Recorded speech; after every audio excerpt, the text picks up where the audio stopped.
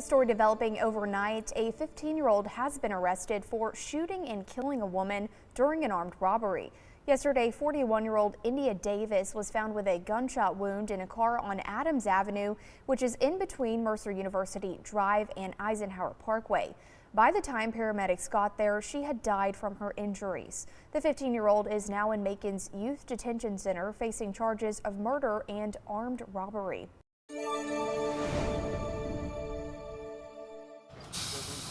Family wrapped in blankets, watching the aftermath of the fire that burned this Marshallville Road home Thursday night in Perry. Unsure what caused it yet. It's under investigation. Our investigators are here behind me working to determine that now. Houston County Fire Chief Christopher Stoner says the call came in just before 6. We were able to get the fire extinguished relatively quickly, and thankfully all of the occupants were able to get out as soon as they noticed the fire. The brother of one of the 4 adults now displaced says his sister smelled smoke before flames first engulfed the back right side of the house.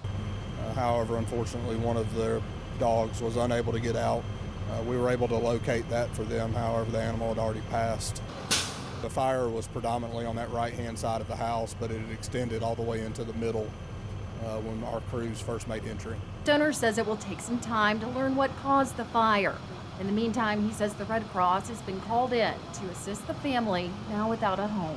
Our prayers go out to the family as they start trying to rebuild, and pray for them and as they lost their family pet. A teenager is recovering after accidentally shooting himself.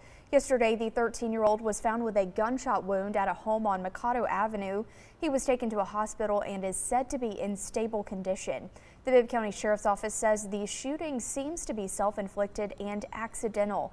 This is the second reported accidental shooting just this week in Middle Georgia, both victims being teenagers.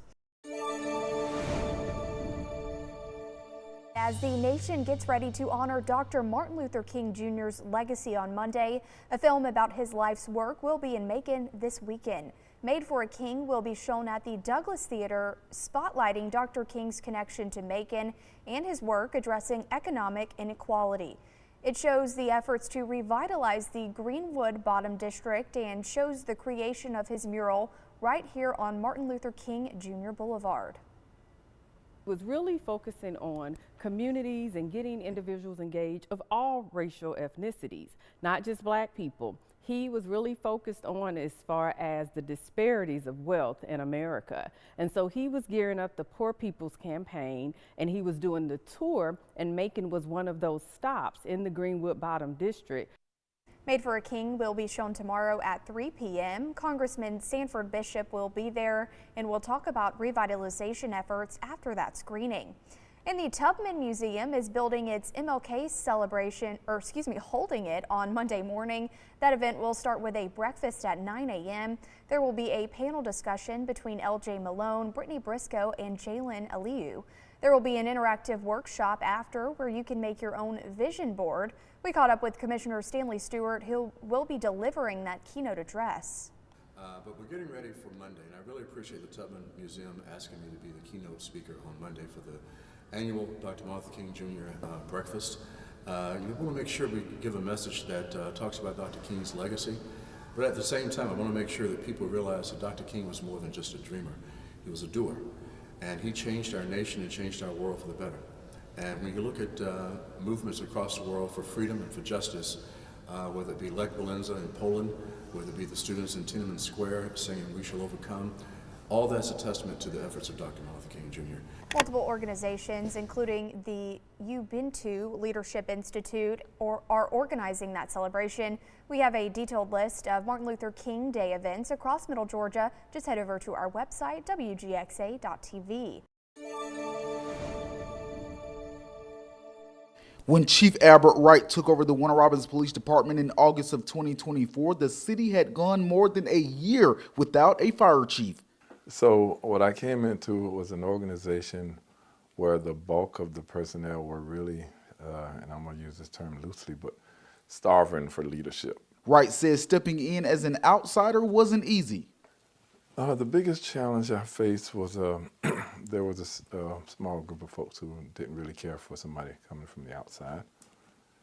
they had ideas about who should have been the fire chief. Wright brought more than 30 years of experience to the role, including time with the Savannah Fire Department and the Georgia Public Safety Training Center. He says one of his biggest priorities was creating a clear path for advancement. I think the thing that I brought on board that was most meaningful to the organization was a career development plan. And what it does is it outlines what anyone needs to do from an entry-level employee to the fire chief position. The department has also added new equipment, including a ladder truck, and Wright says the community has taken notice. And they'll say you're doing a good job, and these are people that I'm just meeting for the first time often. And so I don't ask a lot of questions because I don't want that to change. Wright says strong support from city leadership has helped move the department forward. It is an incredible experience to work with a mayor and council that have vision. When I say they have vision, they have vision. Well, happy Friday, everybody. Starting out very, very cold this morning earlier, but looking at a full day of sunshine today is going to get those temperatures up a little bit warmer than yesterday. Yesterday, we only went to 48 degrees, and today I think we'll see the mid-50s with all that sunshine. The average high 59, so even though warmer than yesterday, we're still a little bit below average. Now, looking at tomorrow morning, we're watching another cold front that will be approaching middle Georgia, and it could kick off a few showers around the area tomorrow morning. This will not be a big rain event, as it looks like a lot of the precipitation with that will kind of dissipate as the front continues to move on off to the southeast. However, I think we'll still keep some clouds around for the afternoon, so we'll call maybe a few showers tomorrow morning and then remaining mostly cloudy for the afternoon. Now, here is the real tricky part, looking into Sunday. The Euro model is still picking up a little bit of the potential of a little bit of snow activity here in central Georgia, mostly from about the Monroe County area southward is where right now we're looking at the potential for maybe some snow showers or flurries. Again, right now this does not look like a big rain, a big snow event or a big wintry weather event. However, we still got a couple days we can watch this. Things could change, so definitely want you to keep in mind and stay tuned with us here as we'll give you the latest updates. Now, the good news is as we get into Sunday afternoon, the sunshine will be returning. So if any snow or wintry precipitation does fall Sunday morning, it will be short-lived. It'll only be just a few hours and then it'll be out of here. And then as we get into Monday, we'll be back into the sunshine. Same thing for Tuesday, and on Wednesday, perhaps maybe a few clouds moving back in, but it looks like we'll be staying dry. And we're also going to see another shot of colder air moving in on Tuesday of next week. So we got another shot of cold air Sunday, another shot Tuesday, and then after that, we'll start warming up toward the end of next week. But let's take a look at the model comparisons now as far as the wintry precipitation for the potential. And this is early Sunday morning now. I would say from about 3, 4 o'clock in the morning until around 9 or 10. Notice the GFS model is still showing the potential for some snow and wintry precipitation in middle Georgia. It's still a little bit more aggressive than the Euro model. The Euro model is picking up the potential for something, but still not quite as aggressive. But they are starting to come into a little bit more of agreement. However, it looks like if anything does fall, as I said, it'll be basically central Georgia southward, and that's where right now it looks like that will be. One thing we are sure of is temperatures are going to remain below average, not only today, but as we get into tomorrow. Tomorrow will be a little bit warmer, so pretty close to average.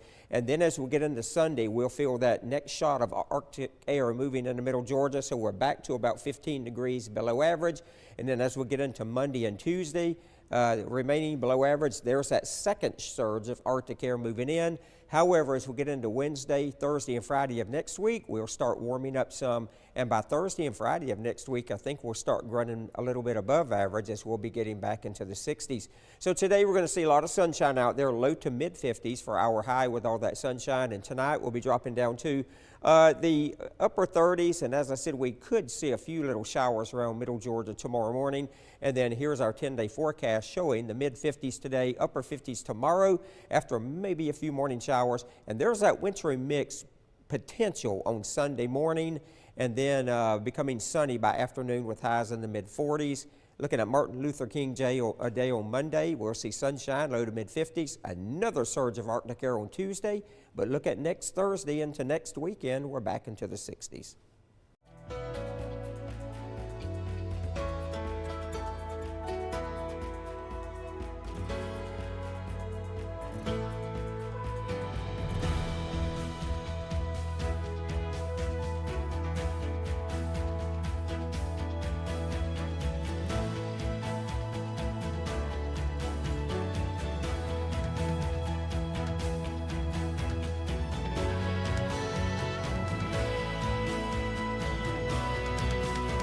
Lady.